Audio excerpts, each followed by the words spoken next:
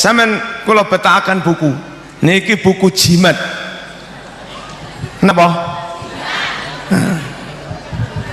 sampeyan tak kandhani nyun sewu aja kaget aja dadi fitnah niki bener niki buku Muhammadiyah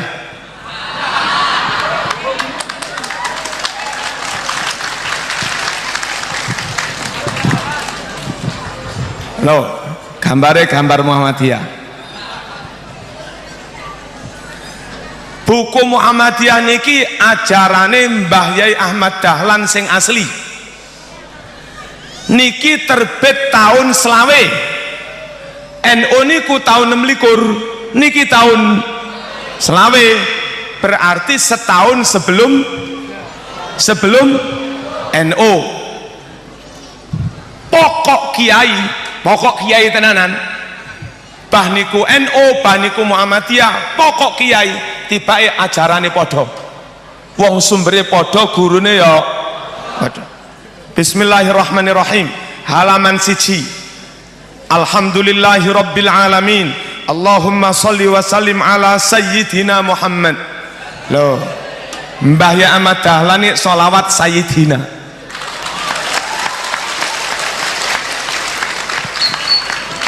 lek Mbah Soleh padha barang padha ngalim sapa sampean karo Mbah Soleh ngalim Mbah Soleh makane aja manut sak karepmu dhewe manut Mbah Soleh. Halaman 5 najis mughaladah najis berat yaiku najise asu celeng lan anak turune asu celeng. Anjing niku najis mughaladah niki Muhammadiyah niki Mbah Ahmad Dahlan. Mbah Soleh padha ta? Padha. Lek ana radio ceramah jarene anjing halal ra usah mbok reken. Ra usah direken. Ngalim Mbah Soleh timbang radio. Dikandhani ya. Dil. Halaman 10 hadas cilik batali wudhu nih lho Bu batali wudhu nomor gangsal getokan kulit gempokan ini getokan kulit antarane wong lanang wadon kang duduk mahram laki-laki perempuan lain mahram sentuhan batal wudhu. Sapa iki Muhammadiyah padha karo Mbah Saleh wis salah NU Muhammadiyah pokok padha ngalime padha sing garane ra padha polahe sitok enggak ngalim. Tak terus nih durung mari sunat abaat yaiku kesunatan kang nalika lali utawa ditinggal sunnah diganti sujud sahwi sadurunge salam. Sami napa mboten? Sami. Dening cacahe sunat abaat iku ana 5. Nomor 3. No langsung nomor 3 nih. Sing nomor 1 loro rapate kena diwaca. Nomor 3 sunat abaat kunut.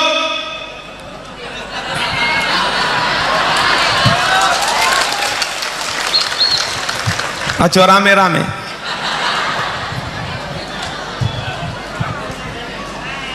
Kunut sakwise tangi saking rakaat kang kapindho saben-saben salat subuh lan saben-saben pungkasane witir Ramadan awit malam 16. Padha mboten? Sapa iki? Mbah Yai Soleh padha karo Mbah Yai Ahmad Dahlan. Tak tutup ae. Teng mriki traweh 20. Teng mriki lek arep salat usolli. Mbah Soleh napa Muhammadiyah nih? Muhammadiyah. Lek arep salat usolli terawih rong, makane lek ono terawih gak 20 ora usah direken wis ngalim Mbah Soleh, ngalim Mbah Ahmad Dahlan lan sak teruse. Aslikah buku ini napa palsu? Nah, tanggal 28 September sakniki tanggal selawe piro sakniki? Tanggal selangkung Oktober. Lek tanggal 28 September berarti pun pinten-pinten 17 dina ta? Rungokaken, tanggal 28 September Sabtu malam Minggu PWNU Jogja mengundang pengurus Muhammadiyah plus mengundang cucu Mbah Ahmad Dahlan untuk tabayun klarifikasi tentang keaslian buku ini. Ngeten karuan lek enggak asli ya dimusnahkan pisan, lek asli ya disebar nih pisan. Lek iya ya iya, lek ora ya ora, genah-genahan pisan. Wis mantun omong-omongan dawa-dawa ra putus-putus. Suwe-suwe putune Mbah Ahmad Dahlan sing angkat bicara. Ya napa lek dawuh leres buku niku leres. Mbah kula nggih ngoten niku. Mbah kula niku wiridan. Mbah kula niku kunutan. Mbah kula niku traweh 20. Jadi tiang niku pokok ngalim tenan. Masih NU masih Muhammadiyah padha ae. Sing ra padha niku lek enek wong NU goblok utawa ana wong Muhammadiyah ra patek ngalim. Sing garak-garakne ruweti ngoten niku. Terus putune Mbah Ahmad Dahlan malah nambahi cerita yang di sini tidak ada. Di sini tidak ada.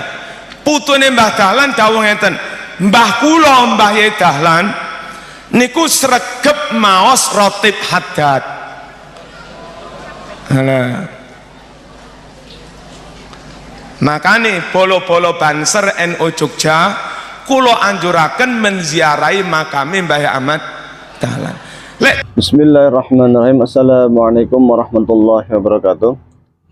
Alhamdulillahirrabbilalamin. Wassalatu wassalamu ala asyrafil anbiya wal mursalin Sayyidina wa maulana Muhammadin wa ala alihi wa sahbihi ajmain, amma ba'du.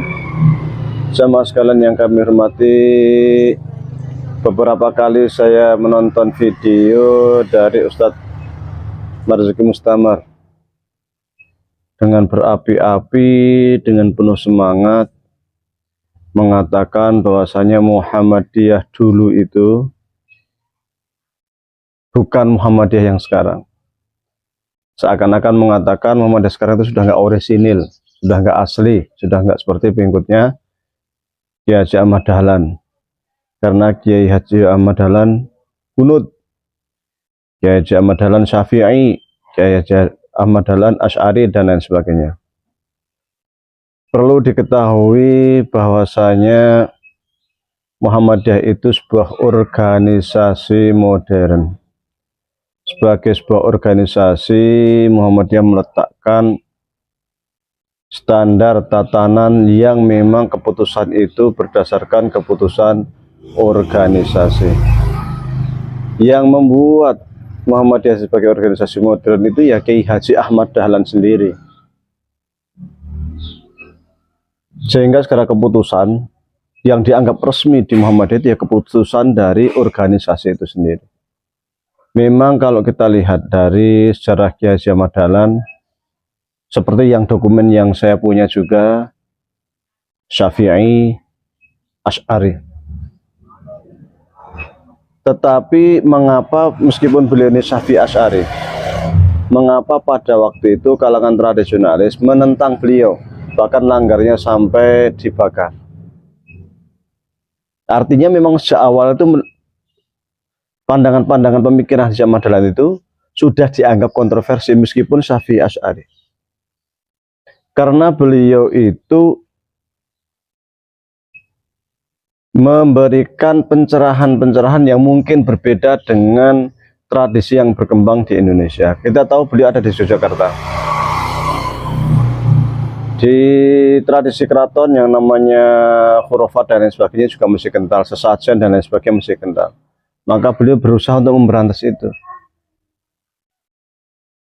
Dari sisi ibadah beliau sebenarnya tidak berbeda dengan Syafi'i.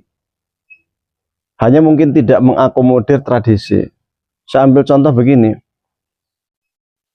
Ketika sholat, katakanlah sholat azan, antara azan dan iqamah tidak menggunakan puji-pujian. Ya memang kalau kita lihat dalam kitab-kitab Syafi'iyah, takrib, syarah takrib, iqna, majmu', ya nggak ada. Nggak ada puji-pujian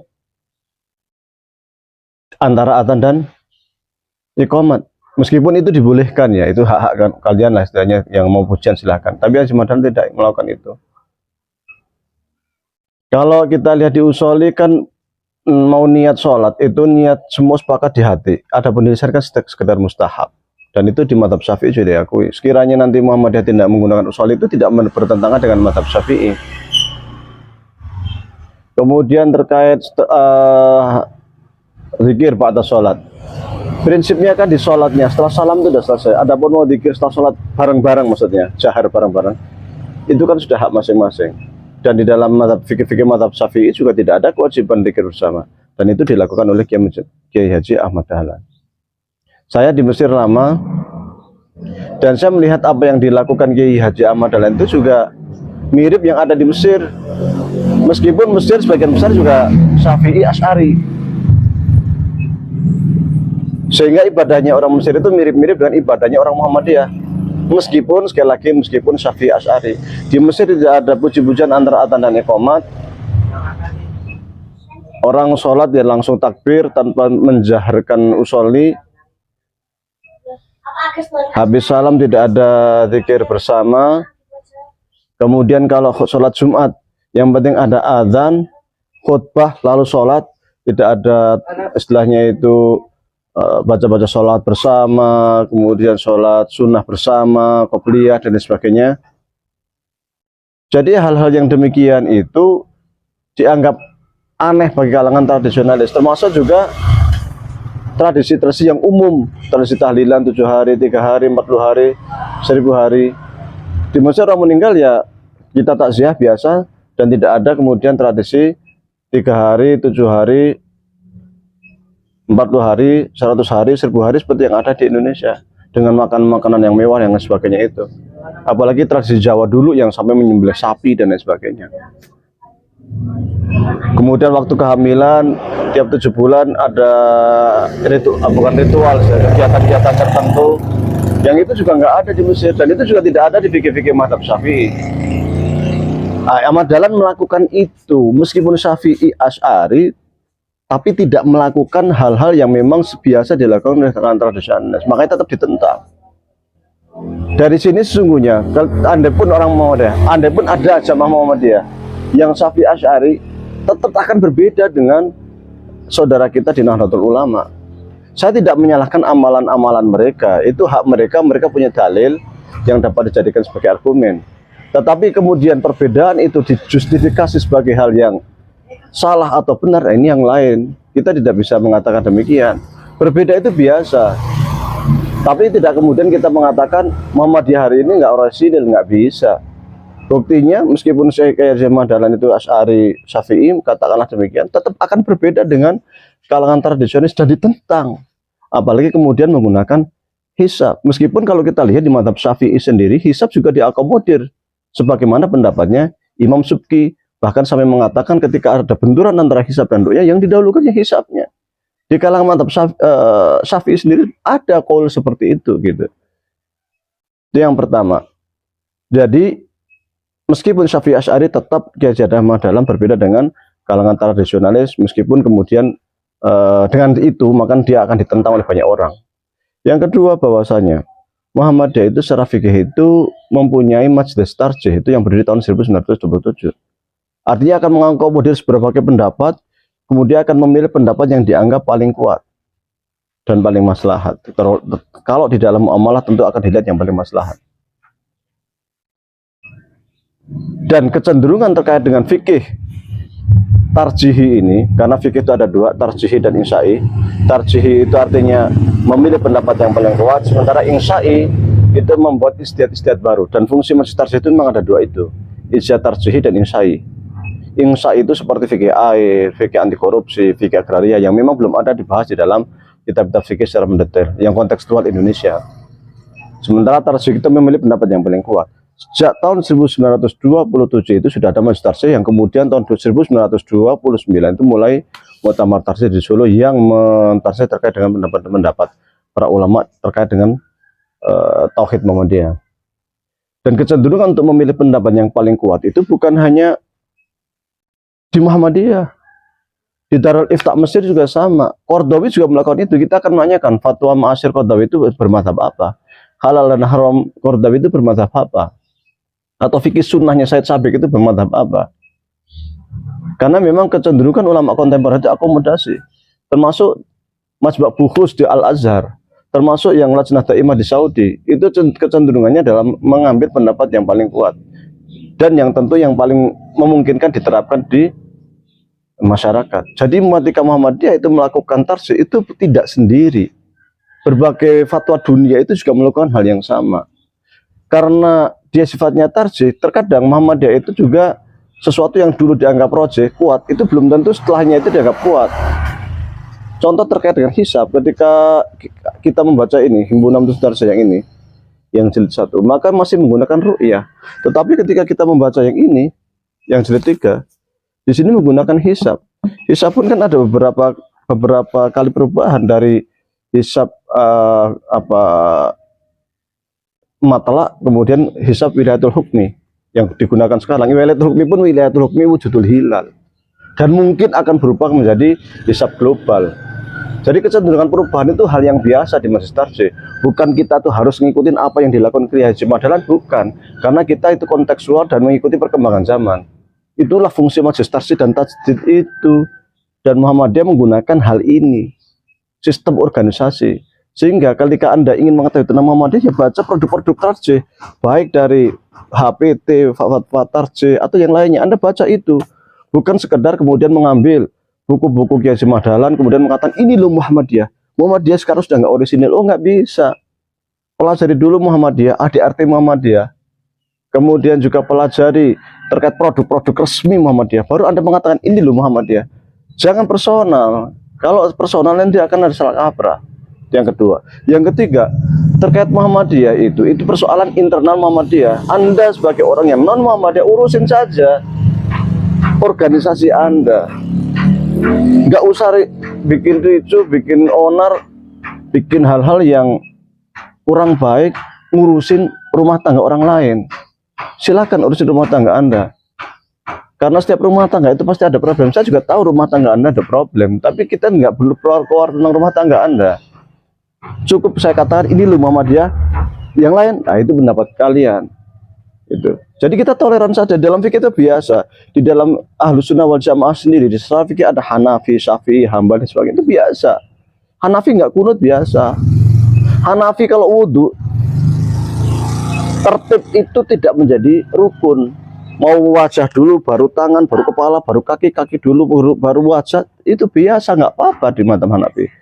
Bahkan ketika dua orang suami istri setelah wudhu saling bersentuhan, nggak batal di madzhab Hanafi. Jadi itu hal yang biasa gitu. Jangan kemudian karena tidak kunut, sholat tarawih 11 rakaat, tidak usoli, tidak dikir jamaah, lantas kemudian oh, ini salah, ini Muhammadiyah nggak orisinil, ini menyalahkan rumah tangga orang lain. Nggak usah seperti itulah. Kita di Ahlus Sunnah wal Jamaah sudah terbiasa dengan yang namanya fikih ikhtilaf.